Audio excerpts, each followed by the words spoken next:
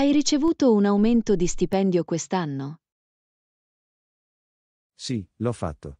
Secondo un recente sondaggio di PayScale, circa il 60% dei dipendenti ha ricevuto un aumento di stipendio nel 2022.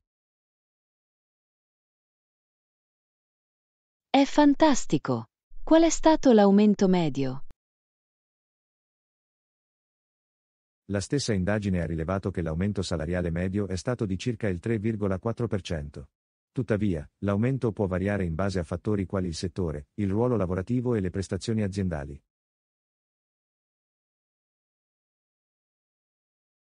Wow, è bello sapersi. Sapete perché alcune aziende stanno distribuendo aumenti quest'anno? Sì, un fattore importante è l'elevato tasso di inflazione. Secondo il Bureau of Labor Statistics, l'indice dei prezzi al consumo, CPI, è aumentato dell'8,2% negli ultimi 12 mesi, il che ha spinto le aziende ad adeguare i salari per trattenere i talenti. Capisco. Quindi non si tratta solo di premiare le buone prestazioni, ma anche di tenere il passo con il costo della vita. Esattamente. Uno studio di Mercer ha rilevato che il 70% delle aziende sta adeguando i propri budget salariali per tenere conto dell'elevata inflazione. È davvero interessante. Mi chiedo come questo influirà sul mercato del lavoro e sulla soddisfazione dei dipendenti. Questa è un'ottima domanda. Gli esperti prevedono che la ristrettezza del mercato del lavoro e la necessità di trattenere i talenti continueranno a guidare gli aumenti salariali nei prossimi anni. È bello sentirlo. È importante che le aziende mantengano i propri dipendenti felici e motivati. Assolutamente. Investire nella retribuzione dei dipendenti è fondamentale per attrarre e trattenere i migliori talenti, che in ultima analisi possono favorire le prestazioni dell'azienda.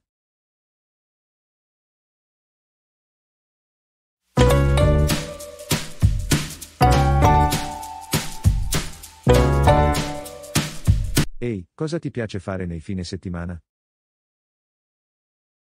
Oh, cerco di confonderlo. A volte mi piace rilassarmi a casa, altre volte mi piace uscire ed esplorare posti nuovi.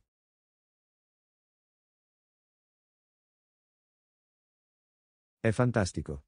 Gli studi dimostrano che fare delle pause e dedicarsi ad attività ricreative può effettivamente migliorare la produttività e il benessere mentale durante la settimana lavorativa. Davvero? Questo non lo sapevo. Che tipo di attività sono considerate utili?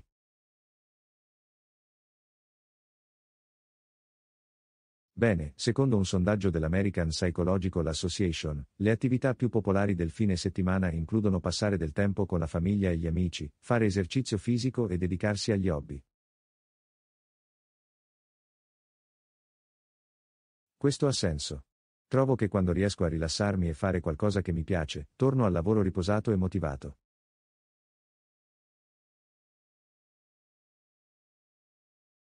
Esattamente. E la ricerca ha dimostrato che un'attività fisica regolare può anche ridurre il rischio di malattie croniche come malattie cardiache e diabete.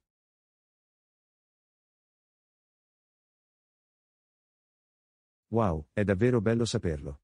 Dovrò assicurarmi di dare la priorità ai miei fine settimana e cercare di incorporare più di quelle attività salutari. È fantastico. Si tratta solo di trovare il giusto equilibrio e fare ciò che funziona meglio per te. Sicuramente. Sono entusiasta di provare alcune cose nuove questo fine settimana e vedere come influiscono sul mio benessere generale.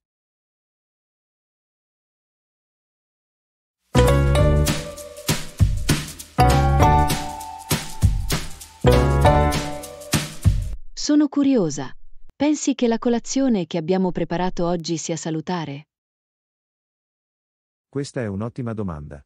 Secondo l'USDA, una sana colazione dovrebbe includere un equilibrio di proteine, carboidrati e grassi sani.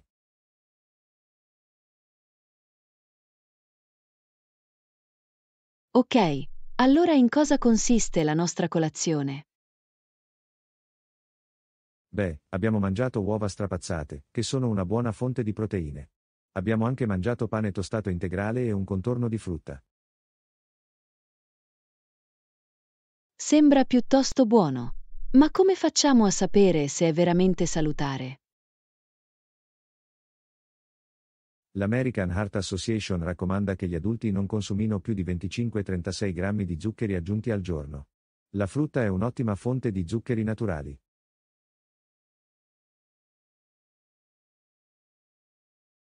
Ah, capisco. E le uova e il pane tostato? Le uova sono una proteina completa, contenente tutti gli aminoacidi essenziali. E il pane tostato integrale è una buona fonte di carboidrati complessi e fibre. Wow, non avevo capito che ci fosse così tanto da considerare quando si tratta di una colazione salutare. Sì, è importante prestare attenzione al contenuto nutrizionale degli alimenti che consumiamo, soprattutto all'inizio della giornata. Sono lieto che abbiamo trovato il tempo per discuterne. Mi sento più informato su come fare scelte più salutari per la colazione. Anch'io. È sempre utile saperne di più su come mantenere una dieta equilibrata e nutriente.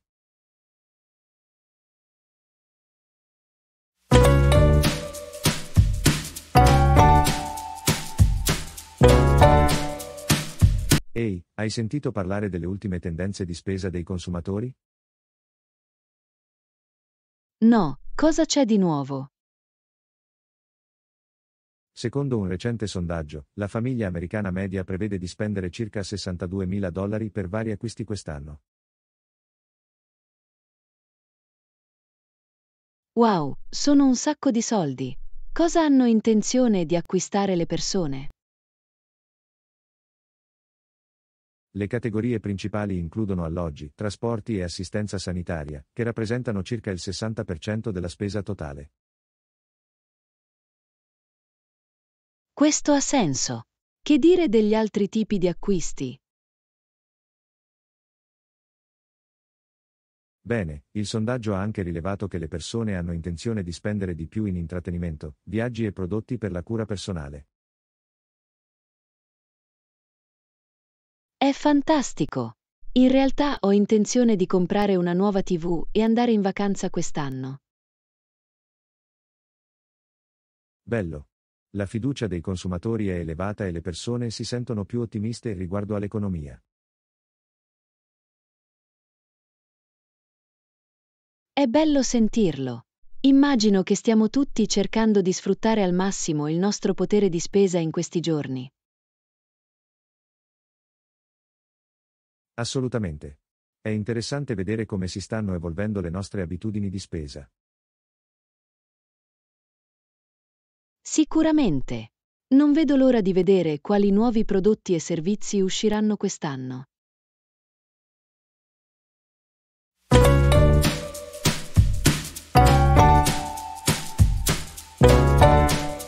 Wow, la tempistica di questo progetto è davvero stretta, vero? Sì, lo è. Le tempistiche ravvicinate possono mettere molta pressione sulla squadra. Ho letto che i progetti con tempistiche ristrette hanno maggiori probabilità di avere problemi di qualità. Lo sapevi? Questo è preoccupante. Gli studi hanno dimostrato che i progetti affrettati possono portare a un aumento degli errori e a una ridotta attenzione ai dettagli. Esattamente. E non è solo la qualità a risentirne. Le tempistiche ravvicinate possono anche causare molto stress alla squadra. Hai ragione, la ricerca ha rilevato che i dipendenti che lavorano su progetti con scadenze ravvicinate sperimentano livelli più elevati di stress e burnout. Non fa bene al morale o alla produttività. Mi chiedo se c'è un modo per gestire meglio questi tempi ristretti. È una situazione difficile, ma una comunicazione efficace, una pianificazione delle risorse e una gestione del rischio possono aiutare a mitigare i problemi. Capisco. È importante essere proattivi e affrontare queste preoccupazioni nella fase iniziale, vero? Assolutamente. Essere consapevoli delle potenziali insidie e adottare misure per affrontarle può fare una grande differenza. Beh, sono contenta che abbiamo avuto questa discussione. Mi ha dato una migliore comprensione delle sfide che stiamo affrontando. Anch'io. Rimanere informati e lavorare insieme è fondamentale per affrontare con successo queste tempistiche ristrette.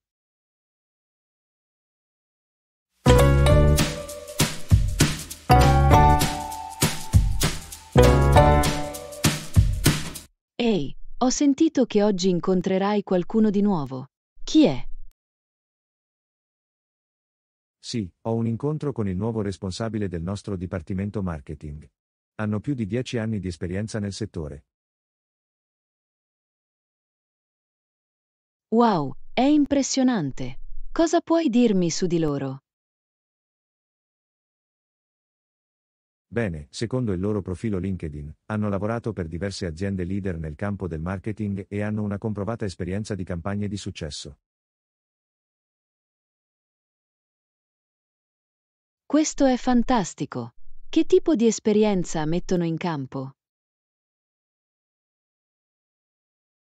Hanno una solida esperienza nel marketing digitale, con esperienza nei social media, nella SEO e nella creazione di contenuti. I loro precedenti datori di lavoro hanno elogiato la loro capacità di promuovere la crescita e aumentare la consapevolezza del marchio. Sembra che saranno una preziosa aggiunta al nostro team. Cosa speri di imparare da loro? Non vedo l'ora di conoscere le loro strategie e le loro migliori pratiche. Credo che possiamo imparare molto dalla loro esperienza e competenza.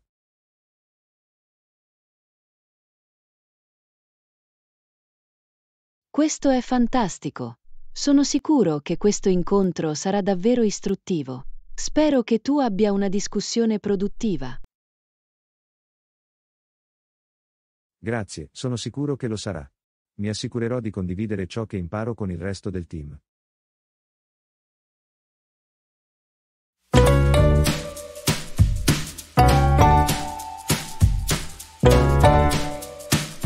Quindi, quale paese hai intenzione di visitare dopo? In realtà sto ancora decidendo. Ci sono così tanti posti meravigliosi da esplorare. Questo è vero. Secondo l'Organizzazione Mondiale del Turismo, nel 2018 ci sono stati oltre 1,4 miliardi di arrivi di turisti internazionali. Wow, c'è un sacco di gente che viaggia. Quali sono alcuni fattori da considerare nella scelta di una destinazione? Bene, fattori come il costo del viaggio, le esperienze culturali e la sicurezza sono importanti. Ad esempio, il Global Peace Index ha classificato l'Islanda come il paese più sicuro al mondo nel 2021. È davvero bello saperlo. Ho sempre voluto visitare l'Islanda. Che mi dici delle esperienze culturali?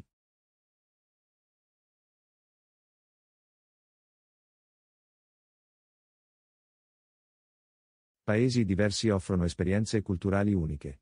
Ad esempio, il Giappone è noto per la sua ricca storia, le arti tradizionali e la deliziosa cucina. Sembra incredibile. Dovrò aggiungere il Giappone alla mia lista di potenziali destinazioni. Assolutamente sì, ci sono così tanti paesi incredibili da esplorare. La chiave è fare le tue ricerche e scegliere una destinazione in linea con i tuoi interessi e il tuo budget. Hai ragione, terrò sicuramente a mente questi fattori mentre continuerò a pianificare il mio prossimo viaggio.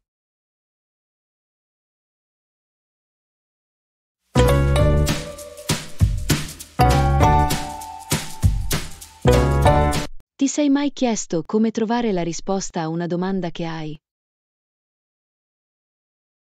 Sì, può essere frustrante quando non sai da dove cominciare, ma ci sono così tante risorse disponibili per aiutarci a trovare le risposte.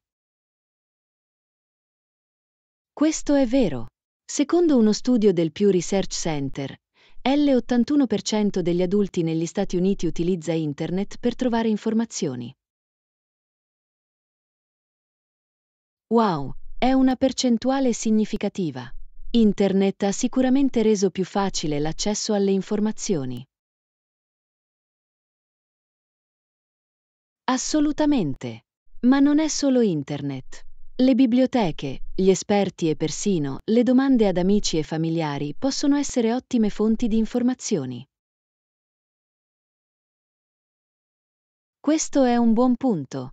Un sondaggio dell'American Library Association ha rilevato che il 95% delle biblioteche pubbliche offre l'accesso gratuito ai computer e a Internet. È davvero impressionante. Mostra come le biblioteche si stanno adattando all'era digitale e forniscono risorse preziose alla comunità. Sicuramente. E per quanto riguarda la consulenza di esperti, uno studio del Pew Research Center ha rilevato che il 72% degli adulti negli Stati Uniti si fida delle informazioni fornite dagli esperti. È bello saperlo. È rassicurante avere fonti affidabili a cui rivolgersi quando abbiamo bisogno di risposte. Assolutamente. La chiave è essere curiosi, esplorare diverse risorse e non aver paura di fare domande. Ben detto. Trovare risposte può essere un viaggio, ma è prezioso e può portare a nuove scoperte e intuizioni. Esattamente. Più impariamo, più possiamo crescere e contribuire alle nostre comunità.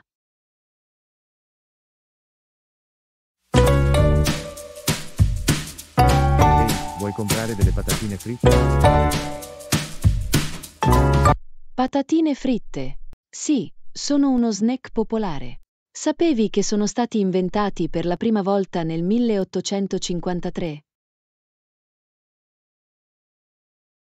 Davvero? Davvero interessante. Da dove sono arrivati? Le patatine fritte sono state create da uno chef di nome George Crumb a Saratoga Springs, New York. Stava cercando di fare delle patatine fritte, ma il cliente continuava a rispedirle. Così tagliò le patate sottilissime e le frigse fino a renderle croccanti. Wow, è una bella storia. Non sapevo che fossero stati inventati così. Sì, e da allora le patatine fritte sono diventate un fenomeno globale. In effetti, il mercato globale delle patatine dovrebbe raggiungere i 28,6 miliardi di dollari entro il 2025. È impressionante. Mi chiedo cosa rende le patatine così popolari? Beh, sono uno snack comodo e gustoso, facile da gustare. Inoltre, sono disponibili in un'ampia varietà di gusti, dal classico salato a opzioni più uniche come barbecue o panna acida e cipolla. Questo è vero. Adoro provare diversi gusti di patatine fritte. Sono uno snack così versatile.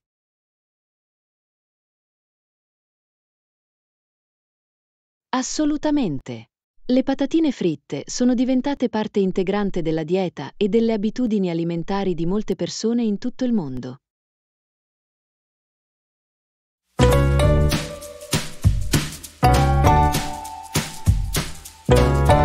È stato recentemente dal medico per un controllo?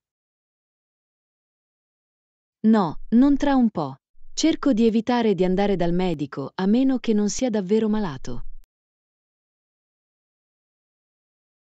Sai, in realtà è importante consultare un medico regolarmente, anche se ti senti bene. Davvero? Perché è così? Secondo i Centers for Disease Control and Prevention CDC, i controlli regolari possono aiutare a individuare precocemente i problemi di salute, quando spesso sono più curabili. Non lo sapevo. Che tipo di problemi di salute riescono a rilevare? Il CDC riferisce che i controlli di routine possono aiutare a identificare condizioni come ipertensione, colesterolo alto e diabete, anche prima che compaiano i sintomi. Wow, è bello sapersi. Immagino che dovrai fissare presto un appuntamento con il mio medico. Sicuramente. L'assistenza preventiva è così importante per mantenere una buona salute. Quanto prima si riscontrano problemi, tanto meglio. Hai ragione, prenderò quell'appuntamento il prima possibile. Grazie per l'informazione.